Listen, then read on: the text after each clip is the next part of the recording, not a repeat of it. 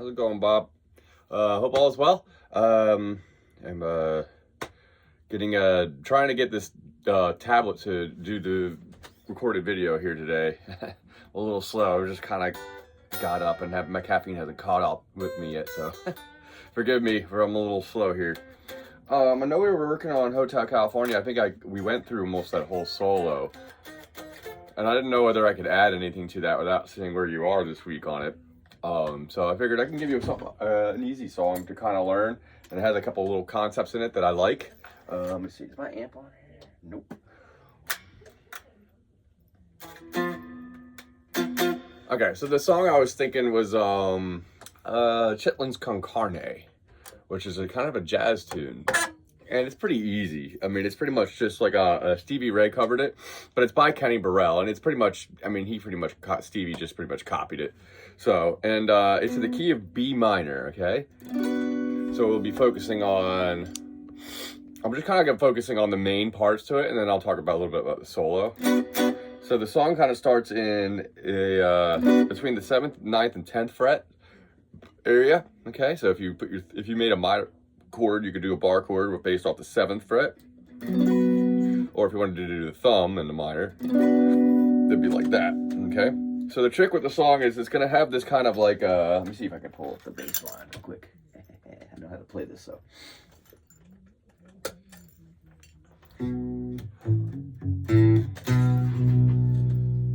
let me see here real quick.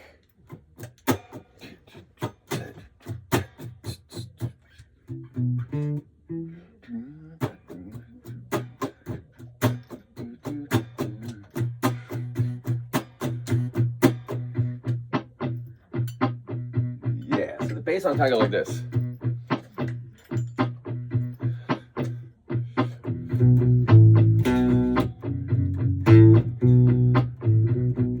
How's it go? Now I'm trying to playing this in C, so now it makes me trying to think. He's like,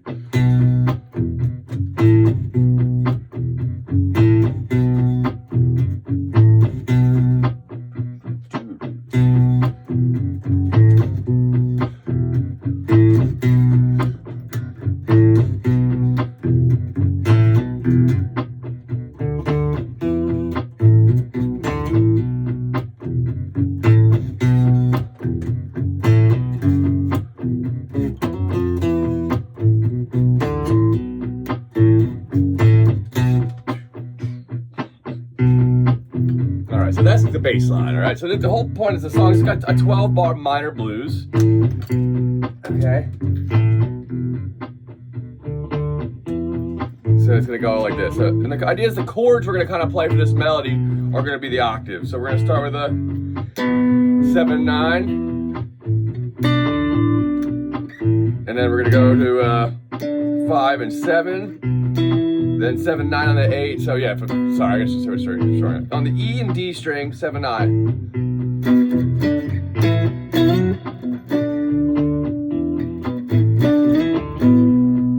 Okay, so we're doing one of those.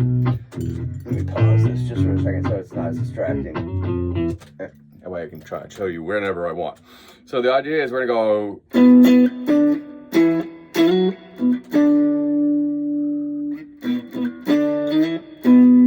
Alright, so each one of those things I just played there is a unison, like, octave chord, okay? It's like kind of like a power chord, but we're going to be one string lower, okay? So we're going to go 7 and 9. Then you're on the A and G string at 5 and 7. Then A and G at 7 and 9. And then you're going to go up to 9 and 11. Okay, those are the 3 places on the A string and G string, and then you got one run on the E and D string. So 4 little spots. Alright, so the first one, second, third, fourth, first, second is the positions I'm talking about. So the first one being the B chord, then there's being a D, the second being a D, the third being an E, and fourth being the F sharp. So 1, 1, 2, 3, 4, 1, 2, 1, 1, 2, 3, 1, and then you give you a little minor chord on the 7th fret, G, B, E. Okay, you can add a little root in there too. So then it goes again. Repeats the whole thing. All right, and then the last one. So 1, 1, 2, 3. So you're gonna be in the 4th position at the 7 and 9 on the A and G, but you're gonna bring in this B string at 10. And then you go sliding back from the 4th position from 9 and 11 to 7 and 9 twice. Then you go, and then it goes to ends the phrase like we did before. 1, 1, 2, 3, 1. Okay? So now let's put it all together. So.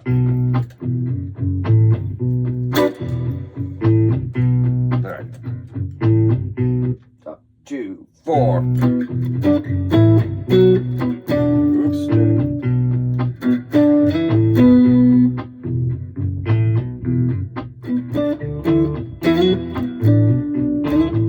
I messed it up. So if I come around again, a little weird starting it without counting. 2, 3, 4. 1, 2, 3. Ah, that was the pause I needed. Come back around. So yeah, the pattern's just gonna start. It's gonna be like pretty much a repeating pattern the whole time. It has a couple little variations. So most of that is just, you know, kind of like mostly just to do with the chord. So here, let me play it for you. So here we go.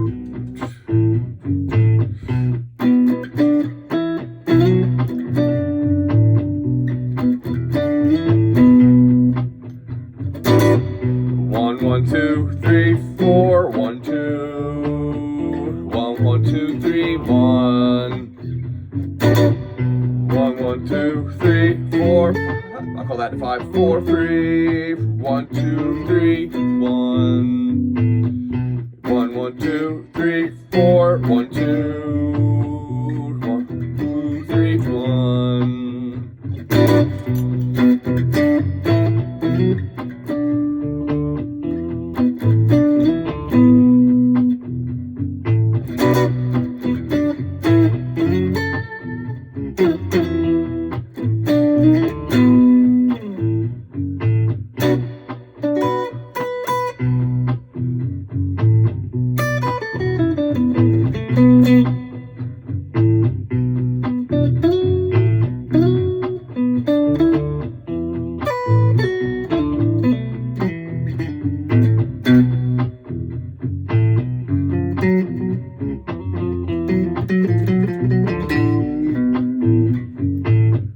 The idea that in the solo mostly is that I kind of just played what he did, what Stevie did, and what Kenny Burrell, the original writer, did at the beginning there. Is he just kind of like, he starts with this, oops, wrong key. I'm just playing this in C. I'm in standard tuning, so now it's in a B position.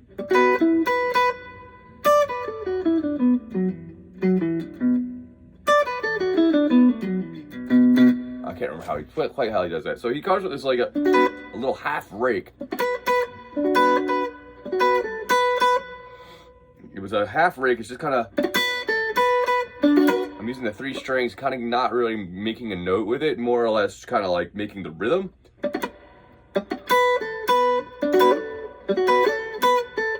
Sometimes if you do this, you know, you can kind of get like the notes to actually ring too, which is kind of like a really quick arpeggio.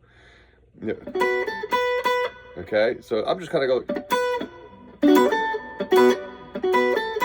There it is. So I just kind of get that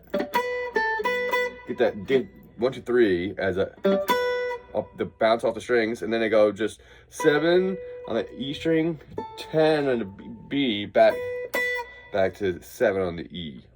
Okay, and then he does this thing where he kind of just goes down the pentatonic scale on the C or in the B minor pentatonic scale.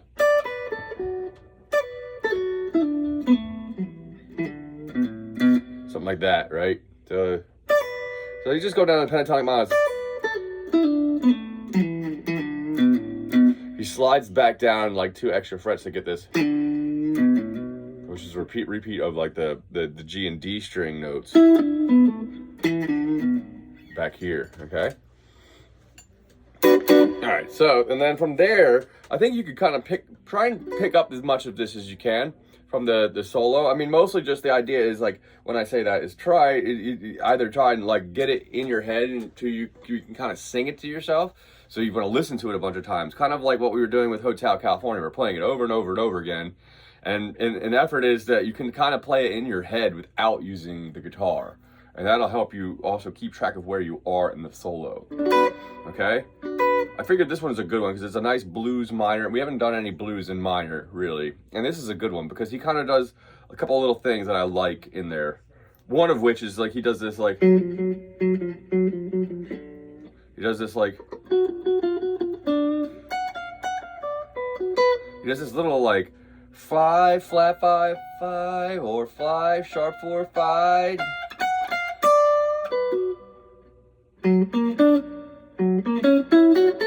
And does like that little arpeggio based off the 5 chord. So he does this like half. He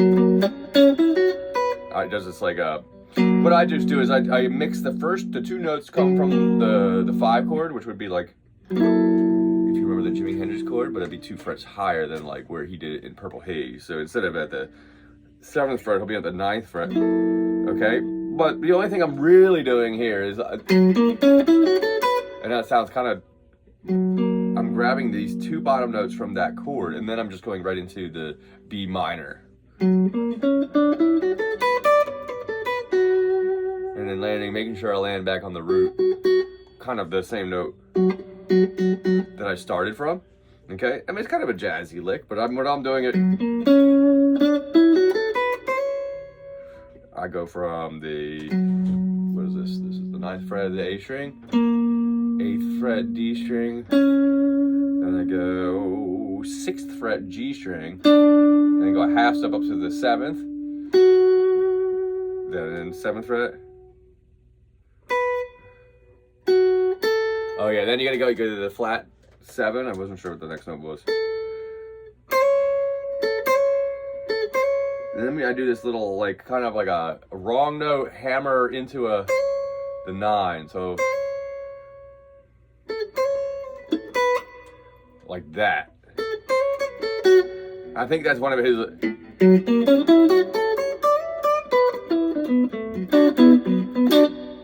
Okay. So one of those licks right there, that's probably the more complicated one. I want to see if you can pick up some of these though.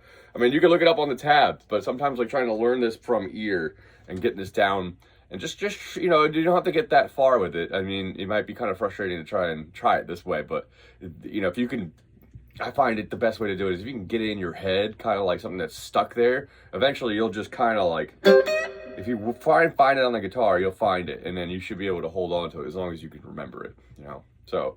A lot of times, the more and more you play this, the better you're going to remember it. It'll just kind of happen when the song does its thing. Kind of like muscle memory, kind of, sort of. Musical muscle memory. So, normally, I would play this down a half step, in which case I would play this in the C position, which I think is easier than the B, especially for the bass line, because I had to kind of like figure that out a half step lower right when we did that, and that's why it took me an extra second. So, yeah, try that song, Chitlins Con Carne.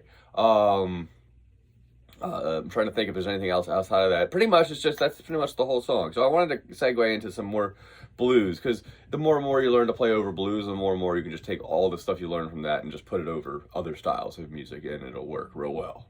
So, and it's more fun to learn over blues. Well, at least it is for me. So, I hope it is for you too. So, all right, man, have a good week. I hope I see you next week, all right? Good one.